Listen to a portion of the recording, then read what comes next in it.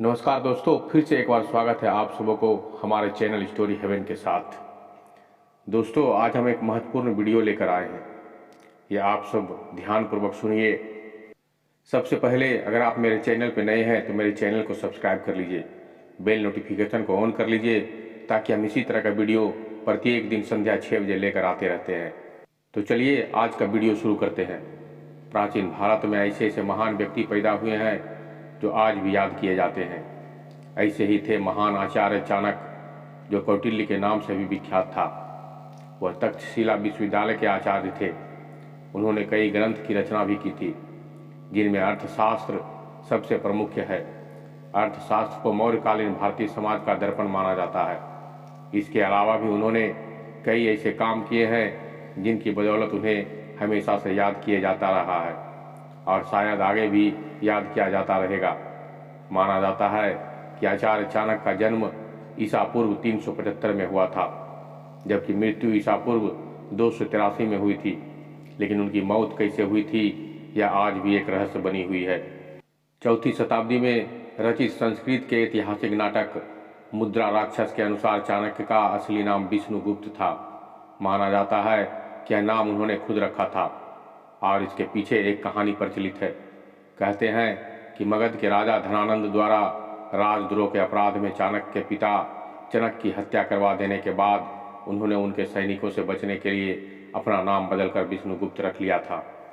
हालांकि बाद में चाणक्य ने अपने पिता की हत्या का बदला भी लिया और नंद वंश के राजा धनानंद को सत्ता से बेदखल कर उसकी जगह पर चंद्रगुप्त को मगध का सम्राट बनाया।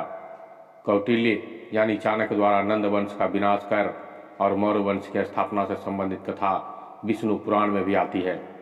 वैसे तो चाणक्य का नाम, जन्मतिथि, जन्म स्थान और उसकी मृत्यु चारों ही विवाद के विषय रहे हैं, लेकिन सबसे ज़्यादा विवाद उनकी मृत्यु को लेकर है। उसकी मृत्यु के संदर्भ में कई कहानियाँ प्रचलित है, लेकिन कौन सी कहानी सच है यह कोई नहीं जानता है। पहली कहानी ये है कि एक दिन चाणक्य अपने रथ पर सवार होकर मगध से दूर किसी जंगल में चले गए और उसके बाद वो कभी लौट कर नहीं आए। चाणक्य की मृत्यु के संदर्भ में एक कहानी जो सबसे ज़्यादा प्रचलित है वो ये है कि उन्हें मगध की रानी हेलेना ने जहर देकर मार दिया था। एक और कहानी ये है कि राजा बिंदुसार के मंत्री सुबुंदु ने आचार्य को जिंदा ही जला दिया था, जिससे उनकी मृत्यु हो गई।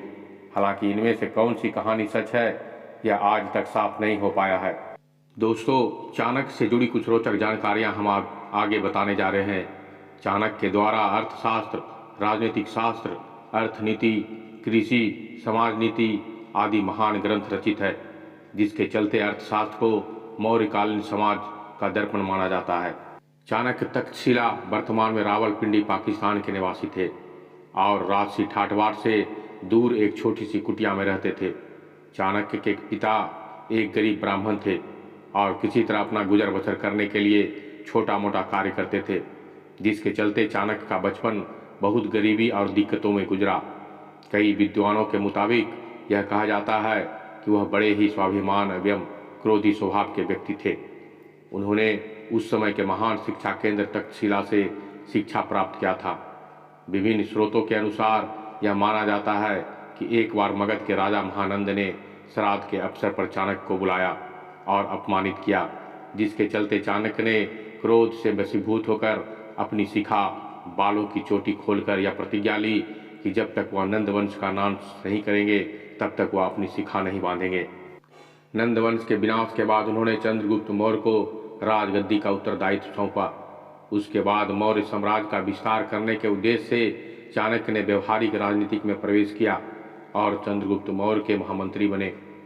भारत पर सिकंदर के आक्रमण के कारण छोटे छोटे राज्यों की पराजय से अभिभूत होकर चाणक्य ने व्यवहारिक राजनीति में प्रवेश करने का संकल्प किया, जिसके चलते वह भारत को एक गौरवशाली और विशाल राज्य बनाना चाहते थे। चाणक्य चंद्रगुप्त के भोजन में प्रतिदिन थोड़ा थोड़ा जहर मिलाया करते थे ताकि भविष्य में उनके दुश्मनों द्वारा जहर दिए जाने पर भी वह सुरक्षित रह सके। लेकिन चंद्रगुप्त को इस बारे में कुछ पता नहीं था। एक बार उन्होंने गर्भवती रानी के साथ अपना खाना साझा किया, जो प्रसव से 7 दिन दूर थे।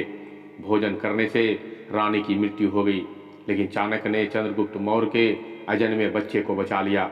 उन्होंने सम्राट चंद्रगुप्त और उनके बेटे बिंदुसार को दोनों साथ मुख्य राजनीतिक में सलाहकार के रूप में कार्य किया। आज के विद्वानों द्वारा चाणक्य ने महिलाओं पर विचारों की निंदा की है, क्योंकि चाणक्य ने महिलाओं पर बड़े पैमाने पर शोध किया था और अपने पाठ में दर्ज किया था। कुछ विद्वानों के अनुसार एक बिंदुसारा को उत्तेजित कर दिया और चाणक्य ने उसकी मां को मारा, जिसके चलते बिंदुसारा ने अपने साम्राज्य से चाणक्य को निष्कासित कर दिया था। बाद में जब बिंदुसारा को अपनी गलती का एहसास हुआ तो उन्होंने चाणक्य को वापस बुलाने का आदेश दे दिया, लेकिन चाणक्य ने मना कर दिया। चाणक्य की विद्वता, निपुणता और दूरदर्शिता का बखान भारत के शास्त्रों, काव्यों तथा अन्य ग्रंथों में निहित है।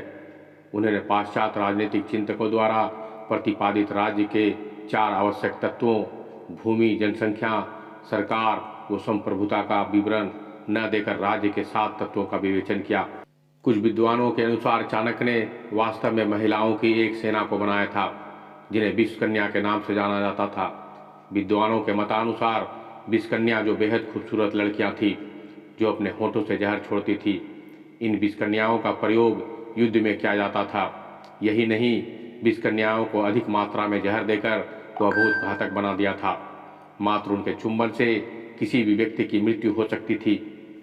वर्ष 1995 में उनकी प्रसिद्ध पुस्तक अर्थशास्त्र को लाइब्रेरियन रुद्रपत्न समाशास्त्री द्वारा प्राचीन हथेली के पत्ते की पांडुलिपि के एक अनिश्चित समूह में खोजा गया और ओरिएंटल रिसर्च इंस्टीट्यूट मैसूर में संरक्षित किया गया। चाणक्य को भारत के एक महान विचारक और राजनयिक के रूप में सम्मानित किया जाता है। कई भारतीय राष्ट्रविदों ने उसकी प्रशंसा भी बहुत कुछ कहा है, जिनमें से भारत के पूर्व राष्ट्रपति सुरक्षा सलाहकार शिवशंकर मेनन भी एक हैं। उन्होंने चाणक्य के अर्थशास्त्र की प्रशंसा करते हुए उन्हें वर्तमान परिस्थितियों में भी प्रासंगिक बताया है। दोस्तों, ये छोटा सा वीडियो आपको कैसा लगा हमें कमेंट करके ज़रूर बताने की कोशिश कीजिएगा, और अगर पसंद आए तो एक लाइक ज़रूर कर दीजिएगा। तो मिलते हैं अगले दिन ठीक संध्या 6 बजे।